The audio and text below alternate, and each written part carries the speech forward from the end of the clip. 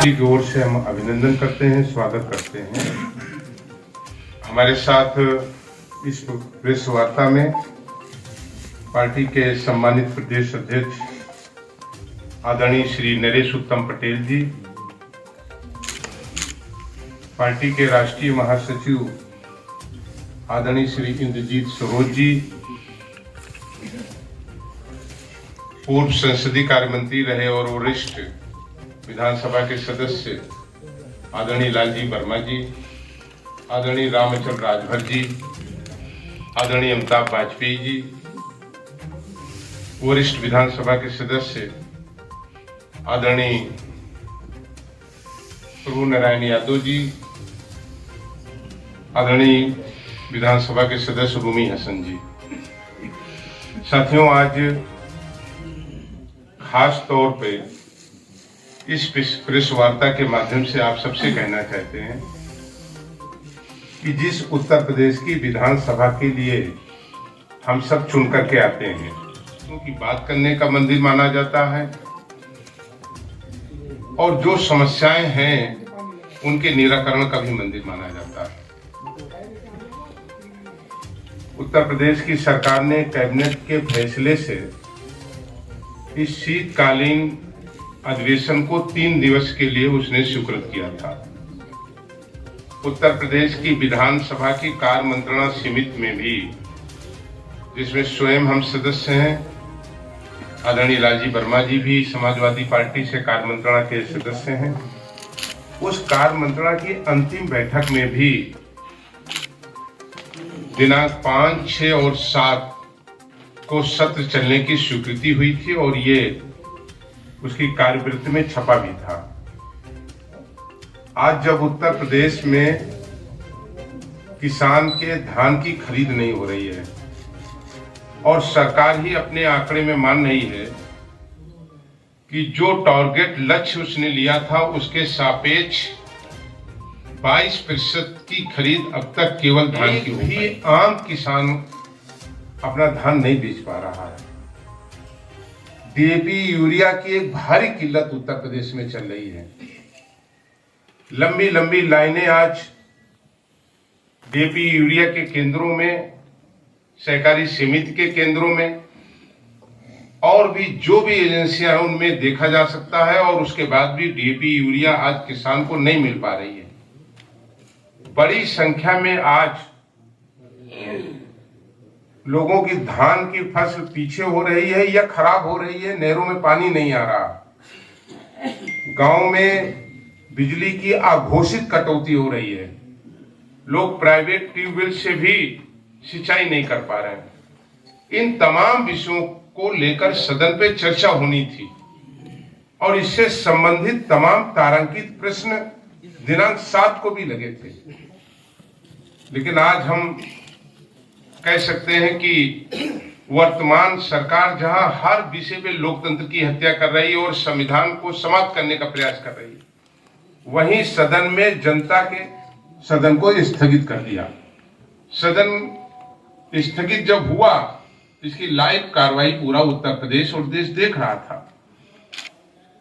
कल की जो कार्य पुस्तिका थी उसमें जनगण मन अधिनायक भी नहीं था, जो समाप्ति कर रहा था। एकाएक सरकार की तरफ से वक्तव्य आ गया कि हम सदन को समाप्त कर रहे हैं।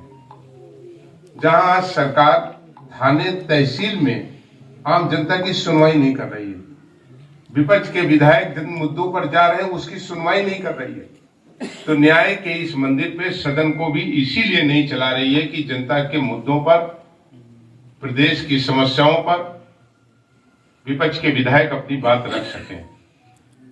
आज आप देखिए, ये शायद उत्तर प्रदेश देश का ऐसा पहला राज्य होगा अपवाद स्वरूप जहां विधानसभा के गठन होने के लगभग 9 महीने हो गए और विधानसभा की ये नियमावली है जो भारत के संविधान से आच्छादित होती है। 1958 का नियम 200 जो ये शक्तियां और आदेश प्रदान करता है कि नगर की विधानसभाओं के गठन होने और हाउस चलने के प्रथम सत्र में से पूर्व या उसके समाप्त होने के तत्काल बाद विधानसभा की कमेटियों का गठन हो जाना चाहिए। इंपॉर्टेंट लोक लेखा जैसी कमेटी जहां सारी स्क्रूटनी होती है, आज सरकार और सरकार के अधिकारी किस मद का पैसा कहां खर्च कर रहे हैं, ज्यादा कर रहे हैं, कम कर रहे हैं, अपव्यय किया जा रहा है, इसकी स्क्रूटनी कौन करेगा? लोक लेखा करेगा। कई हजार याचिकाएं पिछली याचिका सीमित में पेंडिंग नहीं, और कितनी याचिकाएं इन दो हाउस में आ गई। आखिर ये याचिकाएं सदस्य क्यों ला रहे हैं जब वो कमेटी गठित ही नहीं है और उस पर कोई निस्तारण नहीं हो पाएगा, तो इन कमेटियों का क्या मतलब है? हम समझते हैं कि पूरे देश का ये पहला राज्य होगा और उत्तर प्रदेश में आजादी के बाद विधानसभा के गठन के बाद ये पहला मौका होगा कि उत्तर प्रदेश की सरकार ने विधानसभाओं की कमेटी का गठन नहीं किया। इससे ज्यादा लोकतंत्र की हत्या और संविधान को अनदेखा करने का कोई दूसरा काम नहीं हो सकता। मंशा साफ स्पष्ट है, सरकार नहीं चाहती है कि जनहित के मुद्दों पर चर्चा हो सके। जहां तक हमने लोकतंत्र की बात किया, भारत का संविधान ये कल्पना करता है, माननीय सर्वोच्च न्यायालय के फुल बेंच के आदेश में कहा गया कि देश में तमाम तरीके के पर्व विभिन्न धर्मों के प्रदेश में 3 उपचुनाव हुए। मैनपुरी में लोकसभा का उपचुनाव हुआ हम सबके नेता आदरणीय नेताजी के न रहने के बाद। रामपुर का विधानसभा का चुनाव हुआ और खतौली में उपचुनाव हुआ। हम समझते हैं कि इस चुनाव में जहां तीनों क्षेत्रों में जिस तरीके से लोकतंत्र की हत्या की गई, उसमें रामपुर में तो पराकाष्ठा पार हो गई। सवाल आरोप और प्रत्यारोप का नहीं है, लेकिन जो दृश्य देखने को मिले रामपुर में लोकतंत्र के सबसे बड़े महापर्व में, कि बुजुर्ग लोग वोट डालने जा रहे हैं, पुलिस के लोग उन्हें रोक रहे हैं, उनसे उनके वोटर लिस्ट को, वोटर पर्ची को मांग रहे हैं, उनके आधार कार्ड को मांग रहे हैं, और नाम और जात और धर्म देखते हुए उनको लाठियों से इसलिए मारा गया कि वो घर से निकलकर वोट डालने क्यों आए। महिलाओं को घर में घुस करके मारा गया। गांव की परिस्थितियां ये थी कि हर घर के सामने पुलिस लगी थी, आप वोट डालने नहीं जाएंगे। आखिर लोकतंत्र में जो व्यक्ति को सबसे बड़ा अधिकार मिला है डेमोक्रेसी में, मतदान करने का, और अपने मतदान के द्वारा वो 5 साल के लिए किसी व्यक्ति और सरकार को नुमाइंदगी तय करने का काम करता है। आज उसके उस अधिकार से उसको वंचित किया गया, जबरन छीना गया, और जो दृश्य है, कितने लोग घायल हुए लाठीचार्ज में। धरने पर, शांतिपूर्ण धरने पर बैठे थे लोग, बात क्या कर रहे थे, मांग क्या कर रहे थे? निष्पक्ष चुनाव। हम समझते हैं कि इस दृश्य को जब देश के लोगों ने देखा होगा तो कहीं ना कहीं आज लोगों के आंखों में आंसू होगा, और ये लोगों ने माना होगा कि उत्तर प्रदेश में लोकतंत्र को किस तरीके से समाप्त किया गया। लोकतंत्र से जुड़े और लोकतंत्र को सदैव ताकत और मजबूत देने वाले एक स्तंभ में आप सब भी माने जाते हैं। हम आभार भी प्रकट करते हैं कि समय समय पर आप लोगों ने अपने स्तर से तमाम चीजें इस रामपुर के चुनाव को दिखाने का भी काम किया। लगातार समाजवादी पार्टी आदरणीय प्रदेश अध्यक्ष जी के नेतृत्व में, आदरणीय राजेंद्र चौधरी जी के नेतृत्व में लगातार हम लोगों ने भारत निर्वाचन आयोग को, राज्य निर्वाचन आयोग को, हम लोगों ने रामपुर की में नाइंसाफी हो रही और मतदाताओं को धमकाने की इन सारी चीजों को लिखित रूप से लगातार हम लोग अवगत कराते रहे। एक समय तो ऐसा आया कि जब स्थिति आ गई, रात में 9:30 बजे आदरणीय राजेंद्र चौधरी जी के नेतृत्व में, आदरणीय नरेश उत्तम जी के नेतृत्व में समाजवादी पार्टी का डेलीगेशन निर्वाचन आयोग कार्यालय पहुंचा, और जिस दिन मतदान हो रहा था उस दिन भी 3 बार समाजवादी पार्टी के प्रतिनिधिमंडल ने जाकर के वहां पर हो रही ज्यादतियों और वोट न डालने की शिकायतों को दर्ज कराया। आज हम बात करें तो यही हाल बीते दिनों लोकसभा के चुनाव में भी रामपुर में हुआ था। 35% के लगभग वोटिंग हुई, 30% की आज जब वोटिंग हुई, कुछ लोग कल हाउस में भी और बाहर भी आंकड़े दे रहे थे, और वो कह रहे थे कि लोकसभा में भी इतने प्रतिशत वोटिंग हुई। आज एक बड़ा सवाल है आपके माध्यम से और आपके माध्यम से ही हम भारत निर्वाचन आयोग से आग्रह करेंगे इन आंकड़ों को हमारी इस प्रेस वार्ता को संज्ञान में ले और जांच कराए। जो लोग बात कर रहे थे उनको हम 2022 का भी उदाहरण देना चाहते हैं। रामपुर में वोट पड़े थे 59.71%, सामान्य चुनाव में 59.71%। 2000 में रामपुर में वोटिंग हुई थी 63.19, 63.19 वोटिंग हुई थी। अगर हम 2017 के भी सामान्य चुनाव के आंकड़े अगर यहां पे रखें, इसी रामपुर में 56.32% वोट पड़ा था, 56.32%। अगर हम पीछे के सारे चुनाव के भी दृष्टांत को लेकर के उसका एवरेज देखें तो रामपुर में सदैव 58.7% से एवरेज कभी कम नहीं आया वोटिंग का। आज क्या कारण है कि वही ज्यादती लोकसभा के पार्लियामेंट के चुनाव में रामपुर में की गई और वही पुनरावृत्ति जब एक योजना बना करके 5 दिसंबर को हुए विधानसभा के मतदान में मतदाताओं को घर से निकलने नहीं दिया गया, वोटिंग नहीं करने दी गई, तो 33% आया। कुछ आंकड़े हम आपके माध्यम से रखना चाहते। 25 खेर कलंदर खां के बाद एक जुल्फकार इंटर कॉलेज है, ये उदाहरण के रूप में दे रहे हैं। ऐसी कम से कम 150 बूथ हैं। जुल्फकार इंटर कॉलेज, वोट 1125, मतदान 125, लगभग 10%। Hajinagar vote 2221, polling vote 225, percentage 9.7%। Hamid inter college vote 1225, मतदान 113, वोटिंग परसेंटेज 9.7।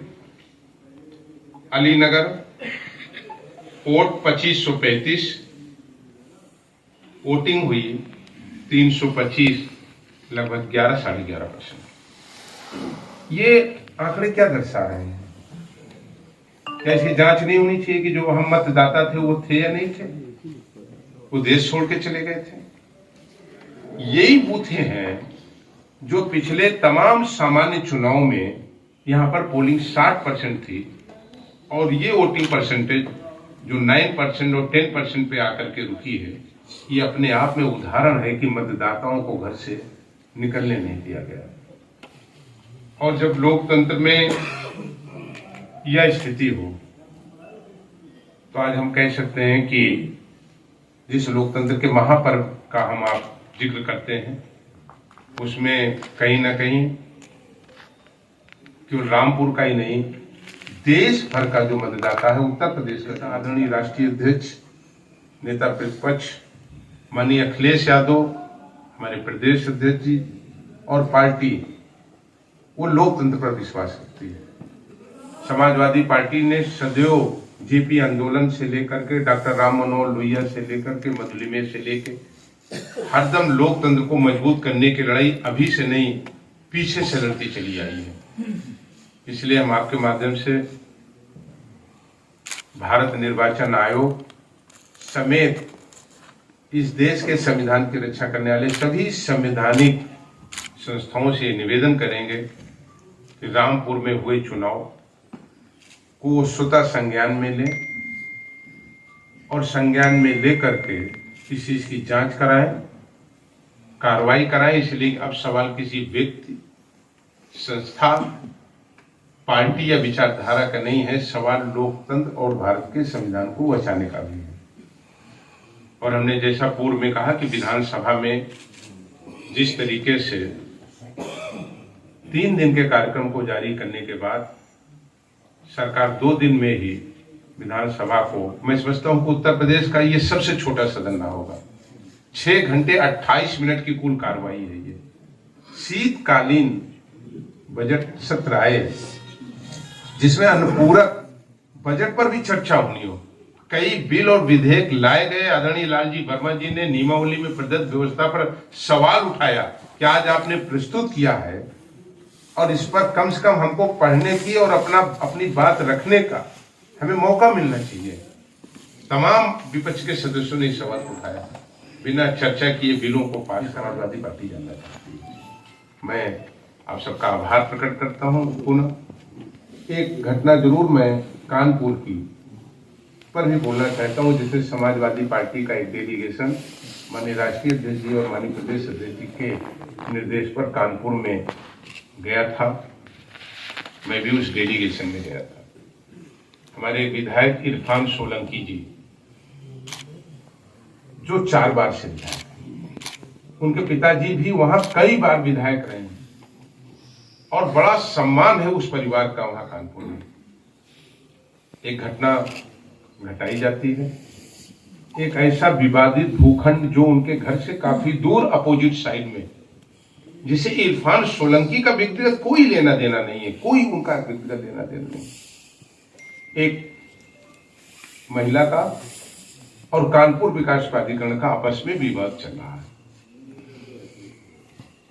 कानपुर विकास प्राधिकरण ने उस प्लाट को किसी दूसरे को बेचा, उन्होंने किसी तीसरे को बेचा और फिर चौथी बार में वो उनके भाई को बेचा गया। चौथी पार्टी वो या तीसरी पार्टी वो थे। उसका विवाद चल रहा था। उसमें उस महिला का एक छोटा सा कच्चा झोपड़ी का मकान था। उस मकान में आग लग जाती है। एफआईआर इरफान सोलंकी के भाई पर कर दी जाती है। घटना के समय इरफान सोलंकी 9 किलोमीटर दूर अपने कैंप कार्यालय पर होते हैं। उनके भाई जनपद उन्नाव में होते हैं। और जब ये 10 माननीय सदस्यों का प्रतिनिधिमंडल जब वहां पर गया और उसने वहां अगल बगल में लगे सीसी कैमरे की फुटेज देखी और उनको पेन ड्राइव में लिया, तो सीसीटीवी में आ रहा घटना की शुरुआत और घटना के बाद तक इरफान सोलंकी के घरों से ना कोई निकला, ना कोई आया, ना इनके परिवार का वहां कोई सड़क पर दिखाई दे रहा। हाँ, कुछ लोग अगल बगल के आतिशबाजी कर रहे हैं और उसमें साफ दिखाई दे रहा है कि लोग रॉकेट छोड़ रहे हैं, फुलझड़ियां छोड़ रहे हैं और वो जाकर उस झोपड़ी पे गिर रहे हैं और 10 सेकंड बाद वहां से आग उठती हुई नजर आई। एफआईआर हो गई और डेलीगेशन ने वहां के पुलिस कमिश्नर से ये मांग किया इसमें क्यों निष्पक्ष विवेचना कर लीजिए, अब जांच कर लीजिए। विवेचना तो अलग चीज है। एफआईआर लिखी जा रही है 8/16 पर। रात में 2:30 बजे 4 बार के विधायक के घर में 250 पुलिस के लोग पहुंच रहे हैं। फिर क्या हुआ? एक उनकी उस पत्नी से जिससे कोई लेना देना नहीं था, बदसलूकी हो रही। उनकी 16 साल की बेटी के साथ बदसलूकी हो रही। घर में 6 घंटे तक छोटी छोटी उन दराजों को चेक किया जा रहा था जहां लोग कोई जेवर रखता है, कोई पैसे रखता है, कोई अपने जूते चप्पल रखे हुए, कहीं कपड़े रखे हुए हैं। क्या तलाश की जा रही थी? इरफान सोलंकी की तलाश की जा रही थी या किसी और चीज की तलाश की जा रही थी? अपमानित किया गया। इस बात को भी हम लोगों ने वहां पर पुलिस कमिश्नर साहब पर रखा और उनको फुटेज दी गई कि इस फुटेज को आप लैब से जांच करा लीजिए, ये सही है कि नहीं है। और फिर मौके पर देख लिया। आज तक उसमें कोई गवाह नहीं है जिसने देखा हो इरफान सोलंकी वहां पर थे या नहीं थे। और जो महिला पीड़ित महिला है, स्वयं उसने घटना के तुरंत बाद उसने मीडिया को बयान दिया कि मैं घटना स्थल पर नहीं थी, मैं शादी में गई थी। आई ने इसको जड़वा दिया होगा। उसने भी इरफान सोलंकी का नाम नहीं लिया। लेकिन रात में एफआईआर प्रायोजित कराई जाती है और अपमानित और जिस तरीके से विपक्ष को फंसाने या प्रताड़ित करने का एक कुत्सित प्रयास हो रहा है, ये बंद होना चाहिए। लोकतंत्र में सत्ता और विपक्ष ये दोनों मिल करके हरदम ये दृष्टांत रहा कि उन्होंने देश के लिए, प्रदेश के लिए अच्छा काम किया। आदरणीय नेताजी ने 3 बार के मुख्यमंत्रित्व काल में विपक्ष और नेता प्रतिपक्ष से वार्ता करके बैठ करके और प्रदेश के किसी भी सुझाव में, जनहित के सुझावों को उन्होंने स्वीकार करके उस पर ऐतिहासिक निर्णय लेने का काम किया। 5 साल तक उत्तर प्रदेश में हम सबके नेता आदरणीय मुख्यमंत्री अखिलेश यादव जी ने सदैव विपक्ष का सम्मान करते हुए विपक्ष से बात कर उनके सकारात्मक, उनके सुझाव को शामिल कर, और हाउस इसका गवाह है, हाउस में उन्होंने कहा कि नहीं, विपक्ष की अच्छी बात आई, इसको हम अपने सरकार की योजना में शामिल करेंगे। लेकिन केवल अगर विपक्ष किसी बात को उठा रहा तो उसे क्यों ये माना जाए कि ये विरोध कर रहे हैं, फिर उसके ऊपर कार्रवाई की जाए। यह निश्चित रूप से परंपरा गलत होगी। लोकतंत्र की हत्या हो रही है। प्रदेश में कानून व्यवस्था बहुत खराब है। किसान को उसके उत्पादन का मूल्य नहीं मिल पा रहा। किसान भूखमरी की कगार पर है। डेंगू का पूरे प्रदेश के किसी अस्पताल में इलाज नहीं हो पा रहा। लोग जेवर बेच करके प्राइवेट हॉस्पिटलों में प्लेटलेट्स चढ़वा रहे हैं।